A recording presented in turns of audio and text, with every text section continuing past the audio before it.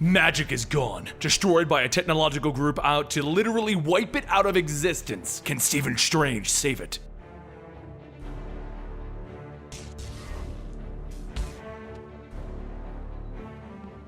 Welcome to the Complete Story Series, where I take trade paperbacks and single issues and I break them down into digestible bites to help you understand. Then I read it dramatically back to you. All alterations to the panels, text, and images are to prevent copyright problems, and all art is owned by its respective companies. This is a continuation from our last Stephen Strange storyline, where you can find the link on the screen right now and down below. The cost of magic. When we last left off, Dr. Strange had discovered that there was something consuming magic across the various dimensions, and it had managed to defeat every other Sorcerer Supreme. He then looked deep down into it to discover the Empirical, a technological race hell-bent on destroying magic. And after he used Atlantean black magic to destroy all of the Empiricals on the planet, he discovered he had only touched the tip of the iceberg as the leader got out of his mothership. And then he blasted Strange with his eye lasers. Magic is draining from the world, and there is nothing that Stephen can do to stop it. Magic around the world is feeling the effects, from the city within Kunlun bursting into flames to Thor weeping up in the heavens. Even a Ghost Rider is screaming out. Every individual tied to the magic is feeling the lack of its presence. Magic is dying, and Stephen has no means of saving it left. And with his eyes bleeding from the final spell, Stephen gets up and he looks at his enemy in the eye. He then allows the house's defenses to kick in as the trees and the shrubberies attack the Empirical, and he leaps into combat against this threat. Elsewhere in the world, other individuals are fighting against the Empirical with tendrils and robots attacking them all over. Dr. Voodoo, Professor Zhu, Wong, Scarlet Witch, Kaz, Magic, and Shaman and Talisman are all in danger. But it's a simple magician named Monoko with a small amount of magic that notices the most obvious. These robots have some form of cloaking technology. The normal civilians aren't acting like there are hundreds of robots wandering the streets. Back with Stephen Strange, he throws cars and takes punches, but it's not enough. So he draws on whatever magic he can find, and he pulls the despair out of the city of New York, the sadness, the depression, the madness that is New York, and he throws it at the Imperator, the leader of the Empirical. But the Imperator throws it aside. Speak not to me of despair, little wizard. I was forged in it. And he smacks Dr. Strange down. So using the last of the magic in his cloak, he wraps up the Imperator, and he reaches down into the very earth itself, and he draws on the last of the magic, the very little in the earth's core. Then he reaches down into the depths, and he rises. No more magic, Dr. Strange. Magic's final hour has come. But Dr. Strange has become magic as he stands above the Imperator. Really? Magic says otherwise. Abracadabra, you son of a bitch. And boom! He hits the Imperator with everything. Over and over, he swings with the magic, thinking to himself to not think, just punch. Punch until the thing I'm punching isn't moving anymore. It doesn't matter if I die or explode or whatever, just so long as magic is safe. Just so long as there is something left. Somewhere. Please, let there.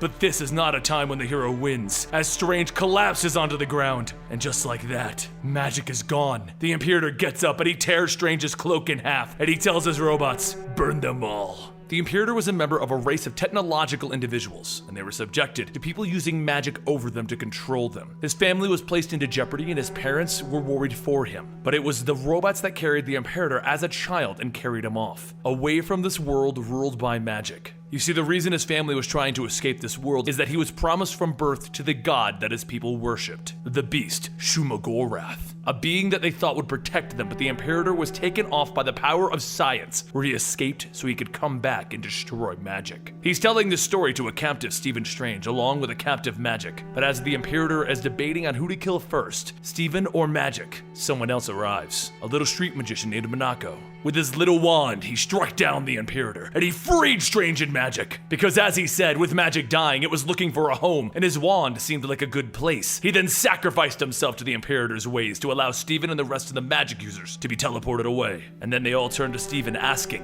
what do they do now? He doesn't like it, but he decides that he's going to need to find every last scrap of magic in the world. They're gonna need it all. It's their only hope. Every artifact, remaining spell, and little trinket. Everything. Stephen begins to crawl around the world looking for these artifacts. Without the ability to fly, he needs to get around stabbing a knife into a wall and hoisting himself. It's so much more difficult than just hovering. Then, in order to see in the deep dark caverns, he has to throw on one of his new artifacts, the helmet of Razdazar, and it gives him a headache, but it allows him to float for 30 seconds and see in the dark. He walks into an area filled with an orange liquid and bones scattered all over, and he drops one of the magic-eating slugs, and he allows it to draw him to his objective. That's when the eye beams go off trying to kill him, and the Empirical's technological monster monsters have found him. He dives into the junk for protection, trying to think of anything to save himself from this beast, and that's when he finds the slug clinging to the last bits of magic. He reaches in and he pulls out a magical bow and he fires it into the monster's neck, and then he runs for it. He makes it up to the surface, landing on the hood of a car where Scarlet Witch is, and she asks him if this was all for a bow, and then she pulls out a demonic shotgun and opens fire on the Imperial chasing after them. Yes, well, we can't all have a shotgun, Wanda. Then they see the laser eyes and she takes cover. As the Imperial are chasing them, they then see Talisman riding towards them on a motorcycle, shouting, "Here comes Talisman!" And she drives her motorcycle right into the creatures just as Wanda pulled her off of it before it was able to blow up on the creatures, taking out the creatures, the bridge, and the bike. No one really has faith in this plan, but Steven sees nothing else that he can do as he cuts his own wrist and he pours the magical blood onto the map of the world to find more artifacts. Back at Steven's house, the Imperial begin looking at his fridge, and that's when Zelma the librarian jumps out of it. She begins throwing all kinds of weird food at these monsters that Strange is forced to eat, and she tries to make a run for it, but of course, she can't stand up against the Imperial. But you know who can? Wong, and he shows up just in time to teleport her away with him. He brings her to Tibet, where she explains that the Imperial are going towards the cellar, and Wong looks panicked. The cellar? The cellar door is open?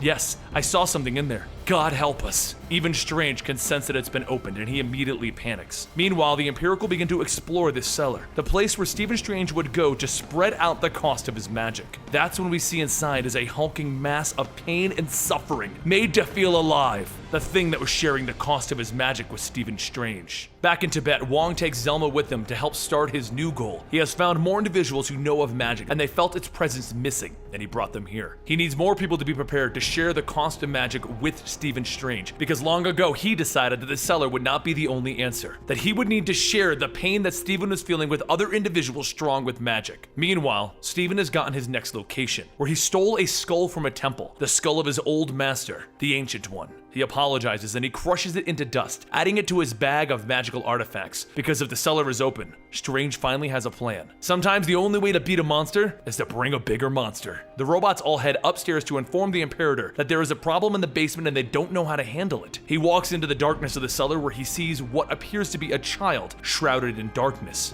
Does it speak? It does. What kind of abomination are you? The angry kind. Your anger does not matter. You'll be purged just like your ilk. My ilk? I'm afraid there are no others like me. I am one of a kind. I never said I was angry at you. Though these minions of yours seem to be a bit of both. You made them, didn't you? From wires and flesh and jars? I was made too, from pain. You were made for magic and depravity. Yes, those as well. I only wish to leave this place and they won't let me leave. There is no place for you in this world. You sound like him. Maybe I am angry with you after all. The creature then grows massive in size, and hundreds of mouths begin to appear all over it as it begins to attack the Imperator. Meanwhile, in Tibet, Wong explains to all of the new followers of Strange that this place is the shield for Dr. Strange, that they are here to take the punches and the cost of the magic from him. They are all here to protect the man that fights in their name. But then, that man arrives telling everyone to leave. How could you think that I would never find this, Wong? Strange tries to tell everyone to leave, but Wong tells him that he needs this more than ever if he's going to win this fight. The thing in the cellar is now free. Steven agrees, but then he hits Wong with a magical whammy, knocking him out. Zelma asks Steven what he did, and he explains that he just knocked Wong out so that he can finish this. He tells everyone to leave right now. Zelma asks him if he's going to be okay after this fight, but he explains he has a job to do. Speaking of which, it looks like you finished sorting my library. I guess you're done now. Tears begin to flow down her face as she hands him the last book. It's all I could save. You're a fine librarian, Zelma from the Bronx, and you're one hell of a doctor. She embraces him and he leaves to finish this with what little arsenal he's been able to muster up. Meanwhile, back in the basement, the Imperator is fighting with this beast with everything that he has. It is becoming a tad bit difficult for him, though he says this thing will be defeated like everything else. And on the front lawn of the house, the mystics of the world of Marvel stand ready for the fight, to defend magic in one final stand. And Dr. Strange, well, he went right for the finale. He went to the cellar. He starts by launching an arrow into the Imperator's eye, and with his power glowing through the new wound, he sees Stephen Strange. Arrows? You think you can save your wretched magic with a few mystical arrows? You are pathetic, Stephen Strange, even for a man of magic. And crack, he hits Strange into the wall with his eye beams. As Strange pulls himself up, he tells the Imperator, it's bad enough that you came to murder me and my friends, but you don't have to be a jerk about it. The Imperator comes over, grabbing Stephen by the throat and slamming him into the wall. Do you feel that? That is the strength of science. I baptized myself in super science and was reborn as the cure for cancer. And that cancer is magic. The disease is you, Dr. Strange. Then Strange deflects the eye beams with his axe. I've been called the worse. It's not nearly enough though, as the Imperator forces Strange down, and then he sees the thing that he created in the basement, the thing that he didn't even know was alive. Hello, Father. Your pain isn't my pain anymore. I have a feeling watching you suffer, but I don't know what to call it. What is the opposite of misery? Stephen looks at his creation. The Imperator will kill you, the same as me. We're both monsters in his eyes. You help me now, hate me later. Please, I need your... But the Imperator grabs Strange and begins to choke him out while holding his hands back. Stephen quotes his motto, never stop punching. And he tries real punches for once, only to hit the ground in pain, because he's really not strong with real punches. The Imperator then stands over him, ready to end this bout finally. That is, until the creature engulfs him again. The monster cannot save you, Doctor! So Doctor Strange reaches into his pouch to grab a handful of the dust from the Ancient One's skull. The Ancient One already did that, and now he can do it again. And then he throws the dust into the Imperator's eyes, damaging his vision. With a loud cracking noise, the power of magic hits the Imperator with a force that he's never felt before. Yet, he is not defeated. As the creature swirls around Strange, he tells him, your suffering will be mine to exploit, not his. Sounds like a fun team-up. Just help me end this. I will, though it will hurt you a great deal. Yeah, well, something told me it might. So all of that pain, the suffering, the despair, it envelops Strange, it engulfs him, and encircles him. It becomes him. The Imperator starts to grope around the basement, trying to figure out where Strange is, as his eyes are damaged, demanding to know where he's hiding. And Strange responds with, I'm punching you in the face with magic. Get used to it. The Imperator begins to take so many hits that his shielding tech begins to fade, and the world can finally see him and his robots. So with them falling apart at the loss of their connection to their master, the mystics all begin to run inside of the building. The real world people can see the mess in front of them, and they know that this is Stephen Strange, and they all begin to remember the things that he did for them. And unknowing to them, they empower him. Because up in the Temple of Tibet, one person is reciting the words